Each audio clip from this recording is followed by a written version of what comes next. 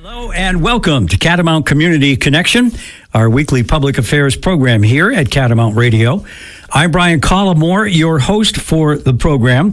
And again, as you are well aware by now, we speak with community leaders from the business, professional, nonprofit, and political arenas. Our show is brought to you by the Rutland County Agricultural Society, which has brought you the Vermont State Fair at Rutland since 1846. The 180th Vermont State Fair is coming up in August of 2026. We're going to have our weekly, or our monthly, I should say, check-in with the mayor of the city of Rutland, Mike Doenges. Welcome in. Good morning. Weekly would be a little too frequent, I think. Yeah. Not that I don't love seeing you, Brian. A lot has transpired since we had you on last. Probably the big one was the overwhelming support and approval for the so-called TIF district. And I want to just go over that a little bit. First off, we had... And I don't remember, I've been here only 55, 56 years, but I don't remember any other vote ever getting 85%. Now, the turnout wasn't as high as maybe we would like, because the more people that turn out, the more positive you are that the result correctly represents the electorate. But it was an 85% approval. And we had, and there's some discussion about how many registered voters there actually are in Rutland City. Right. I think it's 6,000 or 7,000, but it's a little more. I mean, our lists say about it's a little over 10,000, 10 to 11,000. So it was 10% of the vote. Yeah. The voting populace. And I can get a more accurate number, but we it's 10%. Now, normally we see about 4,000 to 6,000 people come out to vote, depending on whether it's in November or a March election. Yeah. Excuse me. And so to have 10% come out, 10% of the voting populace come out to vote, or a quarter of who normally comes out in March, we're still pretty happy with that. It's a special election. It was in a weird time, on a Tuesday in October. I would love to see more. That's the one thing we pushed everybody to do, was to get out and vote. But when it's an issue like this, most of the time it's people that are paying attention, and most of the time it's people that actually really have a stake in it, or they care about it. So to see that many people who cared came out to vote was pretty impressive, and we were really happy. And then to stick to the 85% for a minute, we talked about on the show, all the state reps and senators supported this. Correct. The entire Board of Aldermen supported this, regardless of perspective, and my office supported it. The community as a whole was behind this. Yep. So I think that's pretty well reflected in the numbers, and I'm really happy with the outcome. And it's kind of Gordon called it a mandate in the paper, but what it really is it's a confidence vote in the fact that Rutland is ready for development. We're ready to move to the next steps. Yeah, it was a $3.9 million bond that will be paid for from the development of that project. I again want to just tip my cap to Kent Belden and his family and company. I don't think without their initial investment, we would have had such a good turnout, or maybe even the result. So they're on the hook for millions of dollars. I think it's like $5. Just for cleanup. Yeah.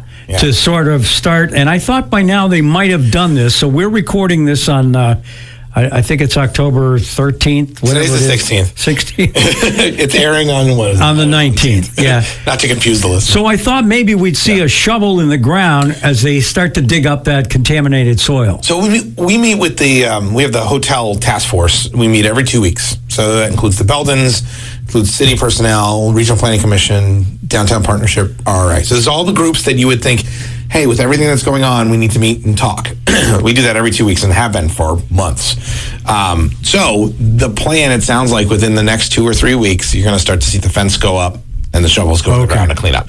So there's just some choice decision making to make sure that we get things done in a certain order. I do know that it sounds like the cost of the cleanup has gone down a little bit, which is good. So that's good thing.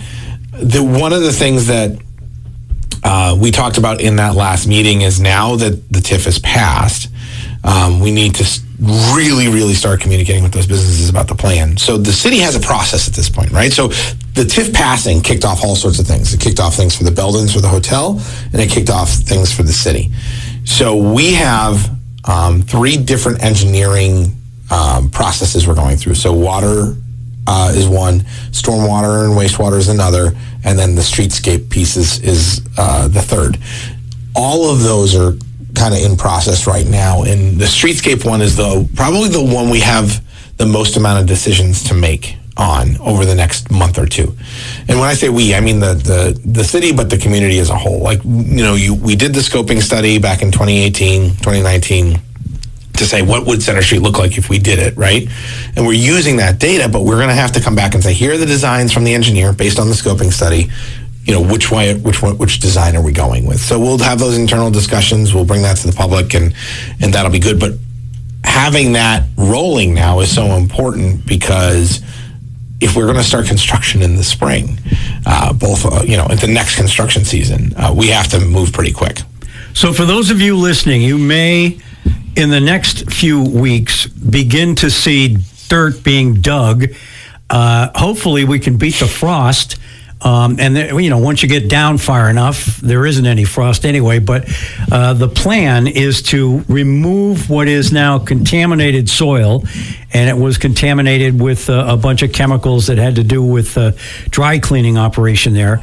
Put those, I assume, on a truck or trucks. That's right. And then ship them out of state, and I think they go into the Midwest somewhere to get treated, and maybe they can reuse the dirt in some fashion. So that's the first thing. And then when they have successfully taken enough of that soil out, they are going to pour a cap of concrete on top of it. That may not be able to happen. I don't know. It's all weather dependent. Yeah. It really is. And so they'll have, they're going to have different components in place. They've got to run conduit under the ground for electrical before they put that cap on, right? Because cap is going to cap the soil, but it's also going to be the basement floor. So they have to do some other prep work to get it ready for a build site. It's not, even with putting the conduit in, it still won't be ready for a build site. So, and then once they get that cap on, then they can work towards construction. So. And then you'll see next spring the beginnings of actual construction. Once they get the cap done, then they can begin to, start putting the motel or the hotel up. But again, I think we're going to start on Center Street, but the mayor can tell us one way or the other. And I don't know that there's been any final decision made on, is it 30 feet at a time? I don't think the whole street can be done at one time. So that's actually part of the decisions that we're talking about. Okay. So once we get all these engineering results back, we're going to be putting that out to bid to see who wins. But the idea being, and we talked about this in that meeting last week, do we take a chunk of road at a time? Do we do one side of the road and fix, put the plumbing in and all that stuff, and then close that off and then do the other side and do the cross connects? There's a lot of discussion on the best way to do that. And when we say the best way, it's the best way for the businesses and the people using downtown, right? The construction companies can do it any way we need it done. It is one block of a street. Yes, certain ways are going to take longer than others, but in almost every version of that, it's going to take a construction season or a little bit more, right? What I think is great about that is we started the discussion with the businesses and the community 6 months ago and started asking about that. But the closer we get to that information from the engineering firms, the better our plans will be to say, hey, here are the options. If you go to the Downtown Partnerships website, when construction starts and in the next few weeks, they're going to have constant updates about the construction plans. So that's rutlanddowntownpartnership.com.org. I'll look it up before the show's over. And you can just Google Rutland Downtown Partnership. But if you go to their website, they're going to have constant updates. And so even our meeting, we were saying that we're doing this once a month, once a week. At some point, there's going to be updates daily, right? They're going to be bringing a crane onto the street, so we're going to have to close half the street. So we'll have all that information. And then we're learning from the other municipalities in Vermont as how, we're learning good lessons of how to do it, but also how not to do it, right? And that's where our focus is. And sequencing, Center Street will be first, and then Wales Street. And as you say, Mayor, we hopefully will see a lot of that completed in one construction season, but maybe it'll take a couple. And then once that's all done, Is it sort of concurrent that the hotel is being built, or do you have to wait? The hope is, and again, the TIF, that bond in the TIF pays for the city's infrastructure. It's paid back for by the developer. Our money doesn't go into the hotel. I want to make that. So even though these projects are concurrent and they're working together, all of that money for the bond is going to city infrastructure, right? The piece of the puzzle that we are trying to align is that the outside work is all done before the hotel opens. So while there's a lot of outside work going on, while they're building the physical structure, and while they still have a lot of inside work to do once the structure's up, right? So we may be still working on the road a little bit, mostly streetscape, right? Because we'll have most of the plumbing done by the time the hotel's up, but we'll be working on the road a little bit. But the goal is to get everything done before the hotel opens. Okay. So again, and I just want to mention this to be fair to everybody, 85% of the people that voted That's right. said yes. So that means 15% said no. That's right. And I think we need to at least pay attention to the reasons for which they didn't feel confident enough to vote yes. That's one thing. And, one of the things that I occasionally, and I will say there weren't a lot, but occasionally would hear is that, well, what if the thing doesn't work? Yeah. Who's going to wind up paying for it? And the answer is the taxpayers will wind up paying for it. There's no way around that. Right. But based on the experience of St. Albans up north, and I think a couple other towns and cities and municipalities that have done TIFs, the people that voted and really took some time to find out about it are pretty confident that this is going to go, and we won't have to put the burden back on taxpayers. Well, and even now, it's a great question. So of the 15%, yes, some of those people have talked to me too, right? And said the same thing. It is a solid question. The way we're going about this is, until we're sure that they're going to start building, we aren't taking out the debt, right? So we are waiting to sign this one financial, we're ready to go document. And when that's signed, then we can go and start doing our work. It looks like all of those things are in a row and everything's good to go. But as you're going to see, the Beltons are putting the shovel on the ground within the next week or two. Yeah. So they're pretty much good to go here. Long run, right? You build a hotel, nobody comes, the business closes. That's not likely to happen, right? It's a national chain. It's close to Killington. Killington's putting, over the next 10 years, billions of dollars of investment in that mountain, right? So we have that connection. The likelihood of failure is very, very low. In the case that it were to fail, and the tax debt for the $4 million of the project, first of all, the district would continue to pay the increment. So if other projects happen in the district, it would continue to pay the increment. And does it truly fall on the taxpayer? If nothing else were to happen, yes, but to the tune of, a very small amount on everybody's tax bill. But we don't ever want to get there, and I don't think we ever would, right?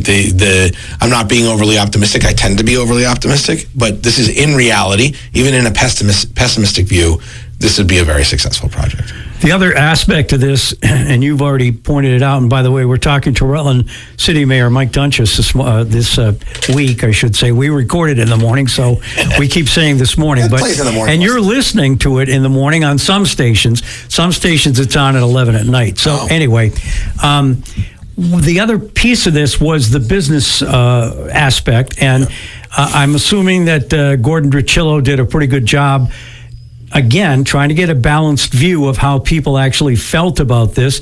And for the most part, I think it mirrored the 85% approval. Most of the businesses that he talked to and then made the story in the Rutland Herald seemed to understand there's going to be interruptions. There's going to be, uncomfortable times for their business. But I think most of them understand that in the end, what will be is a lot better than what they have. And if they can hold on through this period, they're going to see, a lot of good growth. Not only, so we live in a world of instant gratification, right? Amazon shows up at your door the next day now with your package, right? So to have that reaction from business owners and citizens to say, we are willing to wait through the dirt and the dust to get to the other side is remarkable. So I'm impressed and pleased with that.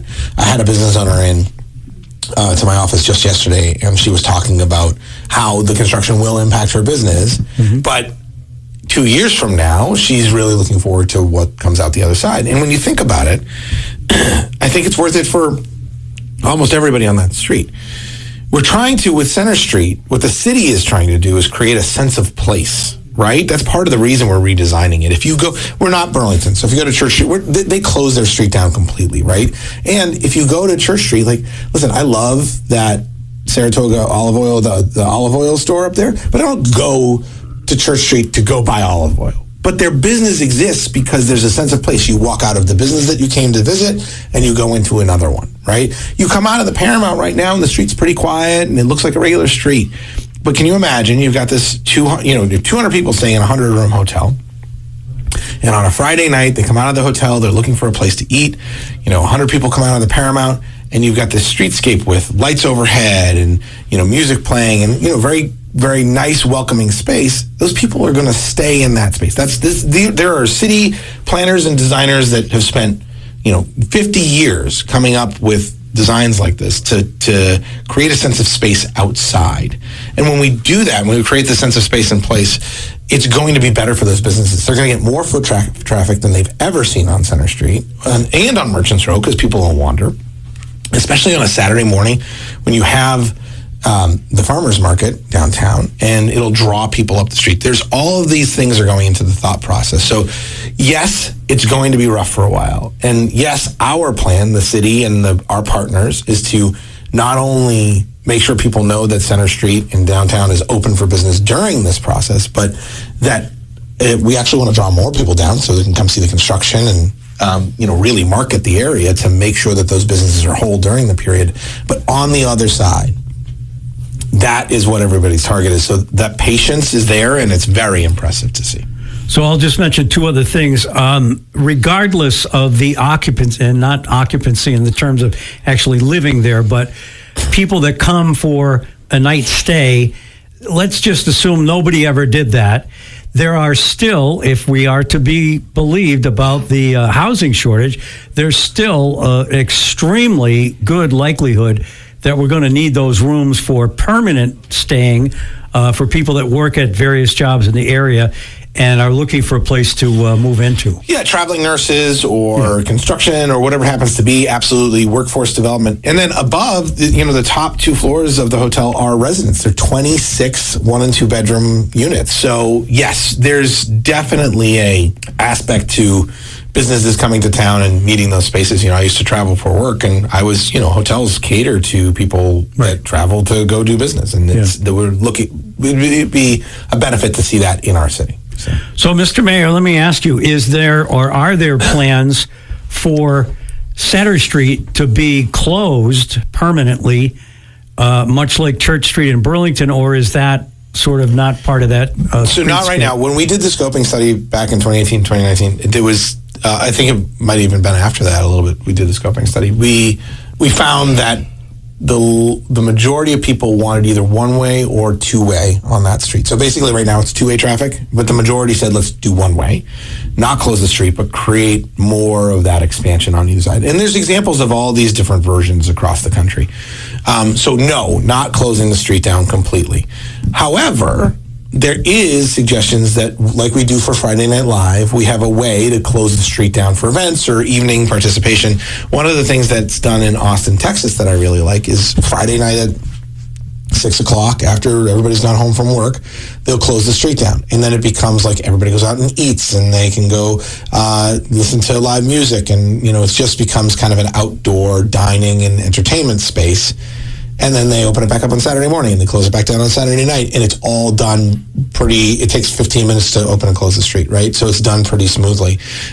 Those are the things we're talking about because we definitely need to keep traffic flowing through there. And the designs and the feedback from the community was, hey, we don't want it permanently closed. Rutland's not right-sized for that yet. But we might be losing some parking spaces.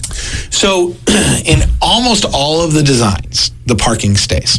Right? Oh, okay. So in almost all of the designs, so we'll see what this engineering firm comes back. Even with a one-way, you can still kind of do tilt-in parking, which actually increases the amount of parking spaces we could have, right? So the hope is we don't lose many, right? The hope is that we have the same amount of parking spaces. I mean, we've got the parking garage. We're working on a whole project to turn that into an asset right now, which is great, and try to revitalize the mentality around that and both the safety of it, and we can talk about that later. But between the parking garage and the parking spaces, there should be plenty of downtown parking for the. There'll probably be people that will lobby for which direction. Yes. If it does get.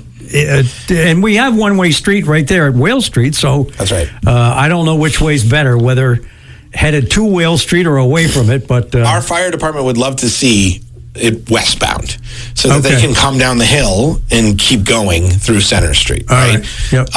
But we'll see what happens from the engineering firms. Yeah. Okay.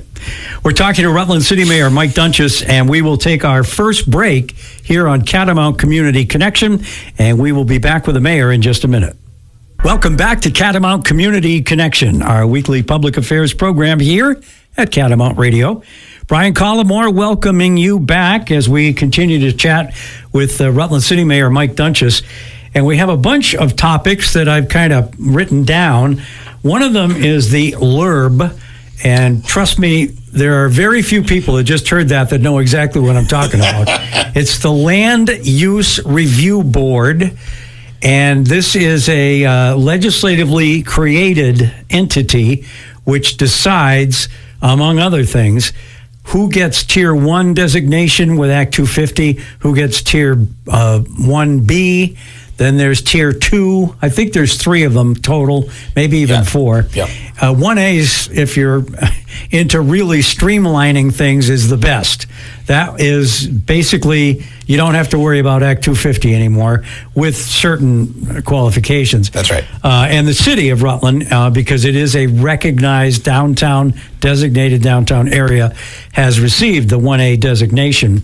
By the time, again, folks hear the show, Senator Williams and I, and any other legislators that show up to a hearing, will have testified in support of allowing Killington to also be so designated as a Tier 1A entity.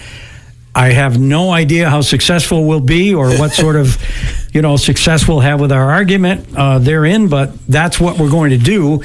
So we're going to wait and see how the review board looks at their project, which is, again, when you compare it to what the city's doing, theirs is much more complicated and large. But I felt it's very important that we support both the Killington Resort and the company that's been hired, Great Gulf, to come in and do the work. So that's one thing. But I know you wanted to talk about some other LURB things. Well, so today, the day where Brian and I are recording, this afternoon, there's a tour with the LURB. And what they're doing is they're looking at the regional map. So Rutland in this map is designated, the majority of the city is designated Tier 1A. There's a couple of sections that aren't because of river corridor and things like that. But for the most part, we're designated Tier 1A. Killington, what you're talking about, they have kind of 2 village centers that they're trying to designate at that higher level. It's not the entire town, it's just certain areas. And that's the point of the land use map, is to say these are the areas where we want to allow development without Act 250 oversight, where we do want to allow development with Act 250 oversight, and then that Tier 3 is actually really complicated. If you talk to the governor about it, there's a lot of concerns about Tier 3, because like a Mendon, you might have to go through Act 250 just to put in a garage. So there's some concerns. But as we look at the map and as we go through this process, the whole point of the legislation was to allow those municipalities to designate the areas of development that they wanted. And that's what if you hear Tier 1A, what you're really hearing is we're allowing development based on the municipality's guidelines, not the state's guidelines. I mean, definitely some from the state, but the municipality's guidelines. So for us, in the goal of making Rutland one of the most developable cities in the state, if not the most, right? We're always focused on that target. We want the growth here to make it more affordable. We talk about that all the time. We have to have more people and more businesses to make it more affordable to live in Rutland. Period. End of sentence. So, in order to do that, this is one of those things. So pushing for that Tier 1A status in Rutland is a big piece. But we do support our partners in Killington as well, having those multiple village centers that allow for that development and growth without Act 250, because we know that the municipality knows best, right? Act 250 was put in place to prevent, the sprawl growth throughout the state. So someone can't just come in, buy 100 acres and put an entire neighborhood, right? That was the point of it. But when you have a municipality like a Killington or like a Rutland saying, these are the areas that we believe you can grow, and not only that, we're going to put our own rules in place, and Rutland City already has them, Killington does in some areas too. We're going to put our own rules in place to make sure the growth is the kind of growth that we want. That's what this process is supposed to be for, and that's what we're going to be talking about today. And hopefully I'll be lobbying for Killington and Rutland, because I do believe Killington should have that too. Without that ability to grow those areas, we have the same challenge that we've had for the last 25 years, which is the stunted growth because of that Act 250 process.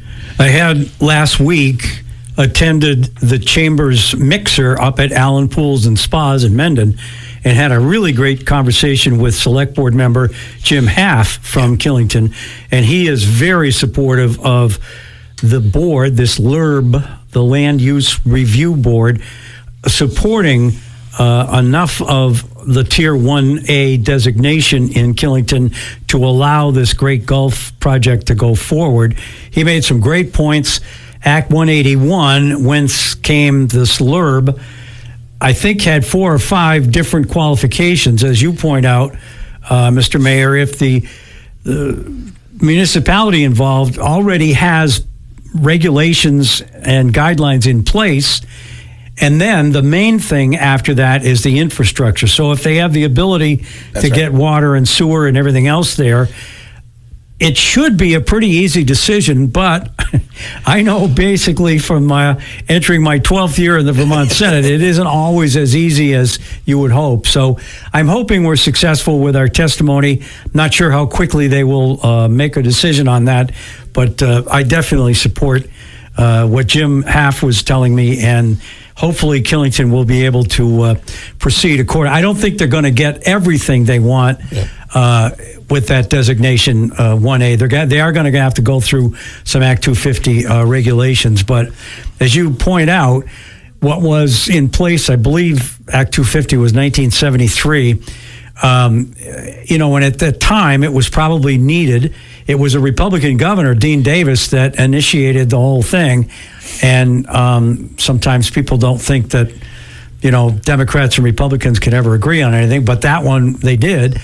And it has sort of grown. That's right. From I thought some pretty common sense type regulations into this just gigantic regulatory morass that is, you've got to be a lawyer to figure out what you could do and what you can't do.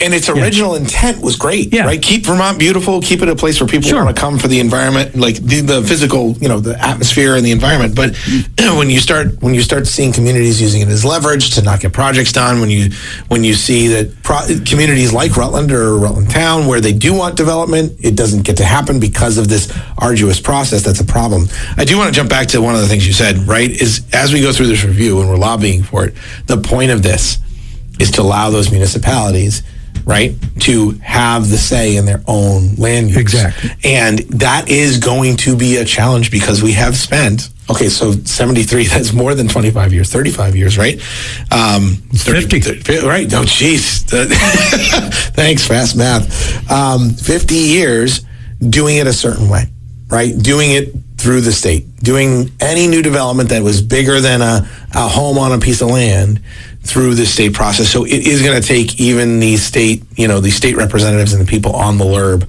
some time to wrap their head around that and really kind of release the reins a little bit. It's not everywhere, but a little bit to give that control back to the locality. Yeah, I think it's important that we give them added flexibility to kind of decide for themselves which way they want to go. And as long as it is not crazy, and this project doesn't seem crazy to me at all, I'm in full support, and I hope we can get it done. That's right. Budget season is the next topic I had. And again, you are more versed. It's your job to know about the budget. So budget season is about a quarter long. It's, we start talking about it in September at City Hall. But really, the work goes in October. I have to deliver the budget to the Board of Aldermen by November 1st. Now, usually I get it in at the end of the day on the 31st, so Halloween night after kids are done trick-or-treat, and I'm sitting in the office banging out the last few details. This year we got a little bit of a head start, which I liked. But it does take a lot of time. And then what happens is in November and December, the board, the last part of November, the first part of December, the board goes through the budget. We have all of our budget committee meetings. They evaluate, and the board is allowed to cut from the budget. So the board can't add to the budget, but the board can cut from the budget. So by December, usually 15th, 17th, somewhere in there, we've decided on a budget, we vote on it, and that's what goes to the voters in March. Okay. And then you vote on it in March, and it doesn't take place till July 1st. So there's a 6-month lag time between when I'm putting numbers on a piece of paper and when we actually get to use that budget, which is it's a big gap. Other communities, they just say, hey, we're going to raise the taxes by X, and then they build the budget like a month before with that number. It's a little bit easier to do for like a Burlington because they can say, this is the amount we know we're going to raise in taxes, and we will budget within that amount. We do it the other way. We say, this is our budget, so therefore this is the amount we need to raise in taxes, which is fine. It's just predicting things like what oil prices are going to be in December of next year is really difficult to do. While we're going through this process right now, a couple of things that I think are really important to talk about. So healthcare costs. So just for city employees, the salaries, the healthcare, the pension, all of that makes up about 70% plus of our overall budget. So when you look at that $25.5 million number that the city collects from taxpayers every year, 70% of that is employees and staff and the costs that come with running a city. When you look at that, with our healthcare costs going up 8.8%, that's going to be a big hit this year. And I said to, Larry Copley, who's an alderman on the board, I talked to him early on in the season before I had those numbers. And I said, Larry, I'd love to bring that budget in around where we did last year. We were just under 3%. I'd love to see, us send another 3% increase to the voters. And, that follows with consumer price index and all these different things, right? So it's right in line with what we're seeing regular inflation be. And he looked at me, he's like, I don't think you're going to be able to do it, because he saw that healthcare concern. So with an 8.8% raise in healthcare, we're trying to find other places to kind of really tighten the belt. But one thing I say to people all the time is, while you look at, whether it's the school systems or other communities, their budgets are reasonable and they're decent and they're appropriately spending the taxpayer dollar. The city budget, we do that, but we're on a shoestring budget, and our shoestrings are torn and tattered, right? The reason that we spent the last 6 years going to bond almost every year for roads is because we don't have enough money in the general fund to budget to go for road, to pave roads. And we're digging out of this hole that we've been in, not a financial hole, just like affordability hole, I'll call it. We're getting to a place between the TIF district, the Capital Reserve Fund, and the Capital Improvement Plan, having the 1% option tax. We're getting there, but it's going to take more time. And hits like this 8% hit on healthcare makes it a little bit harder to do. Obviously, people are, I think, pretty aware of when they get their tax bill. So you go to town meeting and you vote, and there are different provisions that you're voting on. But then in usually late June, early July, you get your tax bill. That's right. From, in my case, the town of Rutland, and in people that are in the city, from the city. And there's two elements to it. There's the so-called municipal side of it, and then the education side. And the mayor's just mentioned what drives most of the so-called fixed costs that you can't really do much about. And the number one thing is the health care. So on the education side, it's teachers, because it's always labor that you're talking about for the most part that costs the most money in a budget. And if the health care for the teachers also goes up by 8%, and I'd love to know who's making more money when it gets to 8%, Is it the doctors? Is it the hospital? Is it the nurses? I don't know. Is it the insurance companies? Somebody seems to be making more money each year, and I'd love to know where that money goes. Yeah, because we keep spending it. I just don't know who's getting it. Yeah. But at any rate, So this coming year, despite what the legislature will be able to do in the short months between January and March, you are going to be able to vote again on both your school budget and your municipal budget. In the case of this educational reform, which is probably still 3 years away, maybe even 4, at some point you will not be able to vote on a school budget any longer. There will be a fixed cost. Right now it's $15,033 per student in your district. That is what the state will send to each municipality. And so you don't vote on a school budget. That's your amount. And if it's more than that, those people that are in that situation in those districts will have to pay more. There isn't any way that I know of right now that if you pay less, you get some of it back. You're still going to get the 15, and you just have to find. So anyway, I guess what I'm saying is for the next foreseeable amount of time, and I'm talking at least 2, maybe 3 years, you will still be able to vote school budgets. Depending on, again, this all could go away if we convene in January and the 3 district maps that this other task force has come up with are not approved. That act gets repealed automatically. Act 73 goes away, and we just continue to go on the way we're going. It seemed like most people that voted back last November had pretty clear indications they don't want to see the property taxes continue to go up by double digits. So that's why this whole thing happened with the education. But anyway, because a lot of people, there's a lot of angst, concern, and anxiety about what are we going to do to our local schools. Nothing's going to happen for at least 2 or 3 years. You're going to continue to be able to vote and have some control, not much, but some control over your education costs.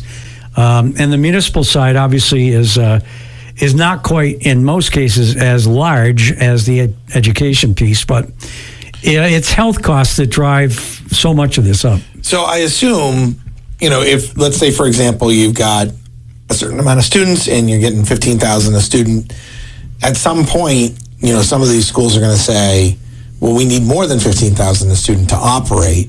That number will have to go to the voters, right? Yes. And that's the conversation we've had. You've got so many of these high schools around back when, the population was still growing and people were having a lot more kids than they are today. You had these schools that were full, and that made sense. But now, when you're graduating 15 to 20 a class out of a high school, that makes it really difficult. If you're only getting $15,000 a student for 20 students in that senior class, that's going to be a burden on those schools. So then that's where the decisions are going to have to come in is do we consolidate? Do we try to fold into another system? Yeah, we the 3 senators have been to probably more school board meetings than in a normal off session. We were over at West Rutland High School. Oh gosh, it's 2 weeks ago now from the time you're hearing this, and there are districts that spend, as is their case, thousands of dollars less than the 15. You're talking $10,000, $11,000 per student. But then as you travel north, you find some districts that are spending upwards of $25,000 and $30,000 a student. So that disparity is going to be part of how we're going to have to look at, equalizing it for people. And so to all the districts in Rutland County, for the most part, Rutland County is pretty fiscally conservative in terms of what they spend on a student. Those are really tough decisions that are going to have to be made. I did see in the Rutland Herald this past week, the Proctor School Board and the Otter Valley School Board at least have agreed to start talking about maybe merging to some degree. The building in Proctor would become, I think, as I read it, the middle school for all of those kids. And then the ones that are in high school would go to Otter Valley. And, there may be other considerations in terms of mergers being considered. Rutland County has 7 high schools plus MSJ. And at the moment, we don't have enough kids to fill every single classroom. That's right. In all those buildings. I graduated with a couple hundred kids out of Rutland High School in 1998. And now they graduate about half as many out of the same class, which means that means there's room at Rutland High School maybe for more students. And as we look at consolidation, whatever that happens to be, I'm sure the city will be open to, and I haven't talked to Pam much about this, but the new superintendent, but I'm sure the city will be open to having that discussion, So. Well, I guess we've at least opened the door for all of that. So that's budget season coming up. There's a number of other events coming up that I did want to touch on. I don't know if we need to I guess we could take our second break right now. And we're talking to Rutland City Mayor Mike Doenges, and we will be back for our final 15 minutes or so in just a minute. We are back on Catamount Community Connection, and thank you so much for joining us. Our show brought to you by the Rutland County Agricultural Society, which has brought you the Vermont State Fair in Rutland since 1846. And we are looking forward to the 180th Vermont State Fair at Rutland, which will coincide with the 250th birthday of the United States of America. Yeah, we actually have a committee at City Hall now of citizens and that are all kind of working on the plan of how we're going to celebrate that. So basically from Memorial Day before the 4th, and then after, what do we do for the following year after, and what are we doing on the 4th? And there's a private group setting up fireworks over Rutland, and so we're going to have them back at the fairgrounds this year, it sounds like. Awesome. It's going to be awesome. Yeah, we're going to have some fun this coming year for sure. And we are talking with Rutland City Mayor Mike Doenges. So we've talked about the TIF, we've talked about LURB, the Land Use Review Board, and our support, I think both of us, for the Killington project with hopefully a designation of Tier 1A in as many ways as we can get that to happen. Talked about the budget season. You will be voting in March, town meeting day, on the municipal budget and also the school budgets this year.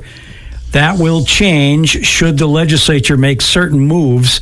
And then the education part, that'll be an interesting thing because there still will be, I'm not sure whether people will you won't be able to vote on a budget because you'll be getting a set amount every year of $15,033 per student. I don't know. I guess so that'll have to call it like a variance budget or something, or a variance amount. Yeah. Interesting. So that's the budget season. So now in the remaining 15 minutes or so, we'll talk about some of the events that are coming up.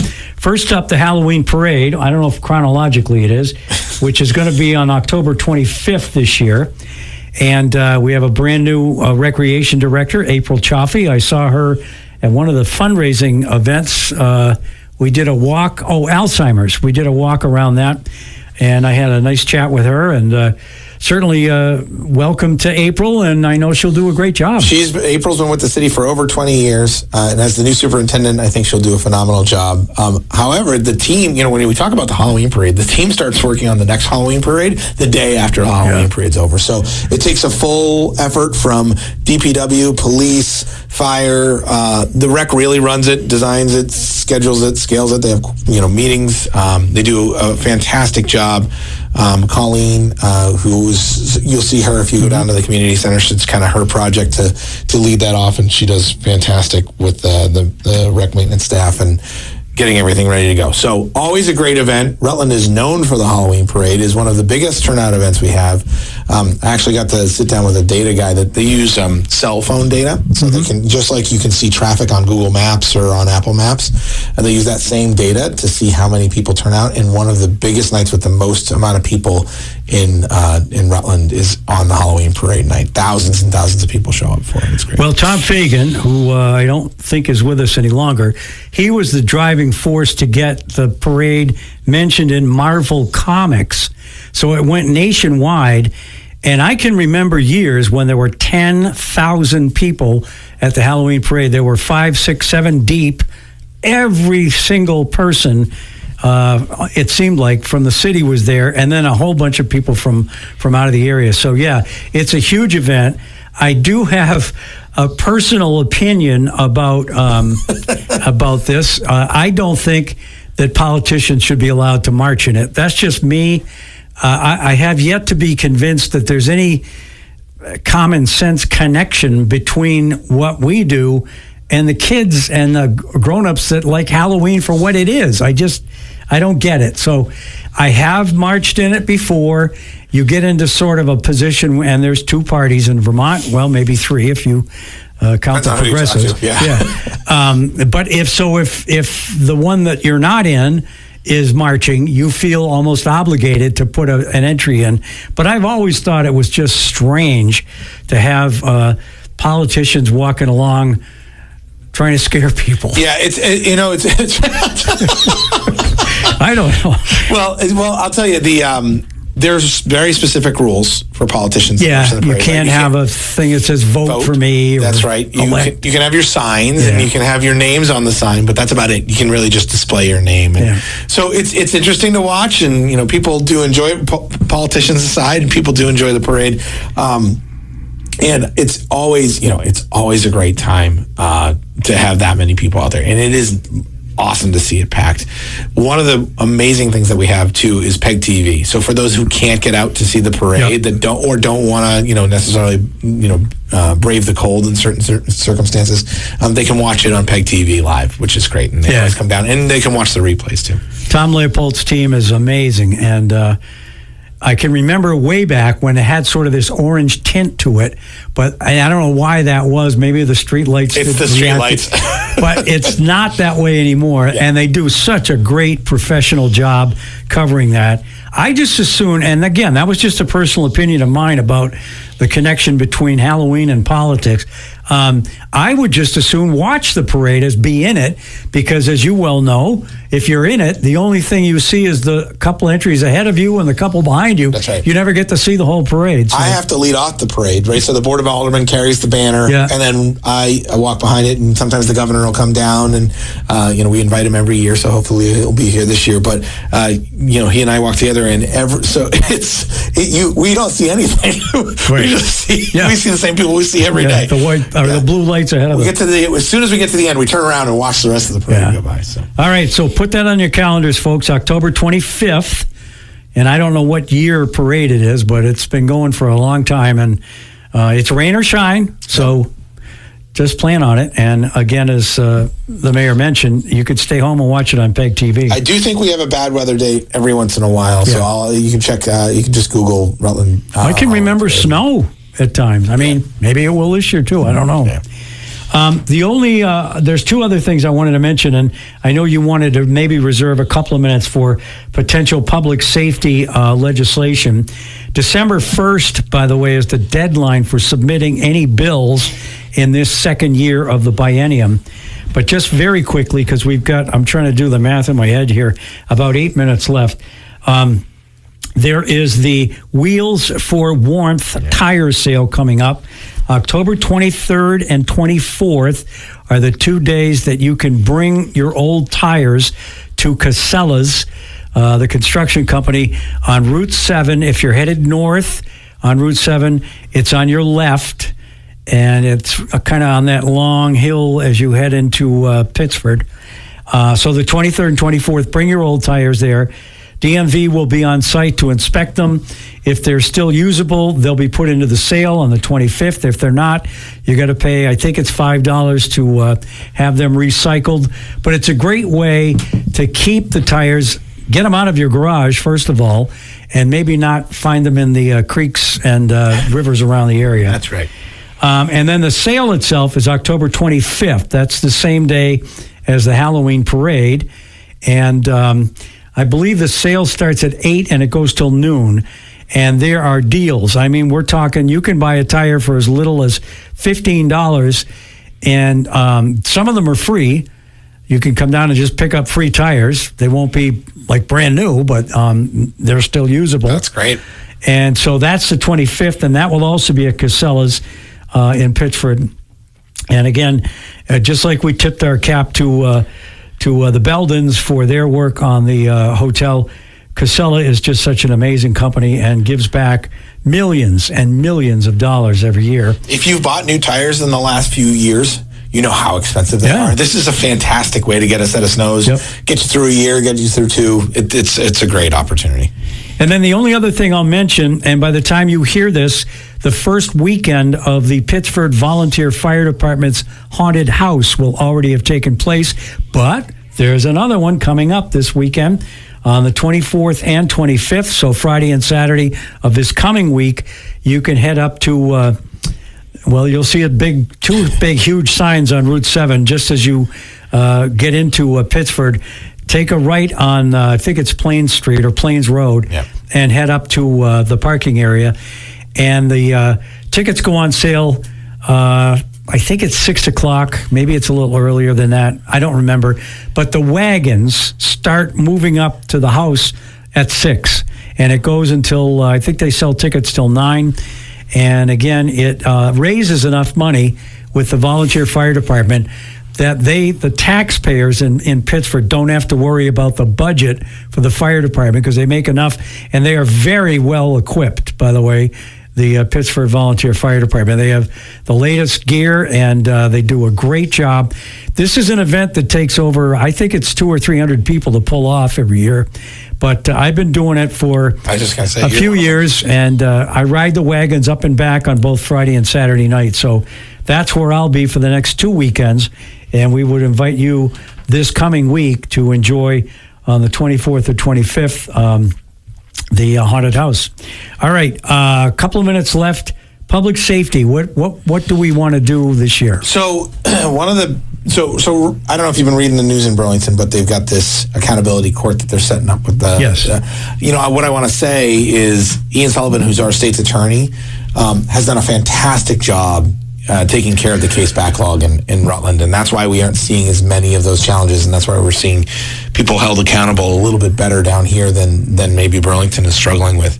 But that being said, one of the biggest challenges in our community, Brian, is lethal drug sales, right? So the sale of heroin, xylazine, and fentanyl to individuals and overdoses and overdose deaths. So you look at the legislation in Vermont, and there are some pretty strict penalties for whether you sold drugs and someone died from it or just sold those drugs. There are strict penalties, but there are no minimums on those penalties. Now, I am not a scholar of criminal justice, but one thing I do know is that we hear from our judicial system all the time. If you want us to do something, the judges say, if the legislature wants us to do something, they'll write it in the law. And so one of the things that I'm proposing, we talked about this on your show before, is a escalating minimum. So you think about this. When you get a ticket for driving under the influence of drugs or alcohol, the first punishment is severe, but it's something that you can come back from, right? License suspension, got to do some training. The second punishment, the second time you do it, it's a lot more severe. The third time you lose your license, right? Or I don't know what the new scale is, but the idea is that it escalates based on the fact that you're not learning the lesson. So the fact that we don't have this built in already to those lethal drug sales is beyond me. I don't understand. These are drugs that are illegal unless you're a pharmacist. You're not allowed to prescribe most of them or give them out. And you're doing something that could absolutely, the risk of someone dying from your action as the person selling those drugs is high. Now, I do understand the idea, from a sociology standpoint that, people selling might be selling to feed a habit. Fine. That's why it's escalating minimums. Getting minimums into the system to give judges some teeth in the law does two things. One, it helps our law enforcement actually hold people accountable and say, hey, while we're trying to important guy over here. While we're trying to stop the trafficking of drugs in Rutland or wherever the city happens to be in the state of Vermont, we have got some teeth to be able to do that now. That is important. Now, I don't know that this is the type of bill that'll pass through the current legislature, but what I do know is we need to have a discussion on the topic. And I'm proposing this, not expecting it to come out the other side the way I'm proposing it, but to start the discussion about, hey, we need tools in our criminal justice system, whether that's the policing side or the judicial side, to be able to hold people accountable for their actions. And those actions, those highly illegal, completely abhorrent actions of selling illegal drugs in our community, need to be addressed, and they need to be addressed now. Well, the good news is in the House Judiciary Committee, we have great representation. We have 3 members of the Rutland County delegation. You have the vice chair, Tom Burdett from West Rutland, Alicia Millay from Pittsford and Zach Harvey from Castleton are all members of the House Judiciary Committee. We unfortunately don't have any representations from Rutland County on the Senate Judiciary Committee, but if the House passes something, it would come over to the Senate, and it sounds to me like something that probably a lot of us could get behind. Yeah, and so that I'll be sitting down with those 3 reps, hopefully in the next week or two. Got to schedule, again, budget season, but got to get something scheduled to go over it. They've all seen it. I handed it out at the Rutland delegate with the Rutland delegation last year, but I want to make sure it's on the agenda. And again, we're not talking about punishing those users, whoever has gotten into utilizing those drugs. That's not what I'm approaching. It's literally the people that are selling these drugs in our communities. It is not okay. It's not okay, and we've got to address it. Rutland City Mayor Mike Doenges, thank you so much for joining us today. We will look forward to having you back in about a month or so. Thanks, Brian. Good to be here. And we will see all of you next week here on Catamount Community Connection.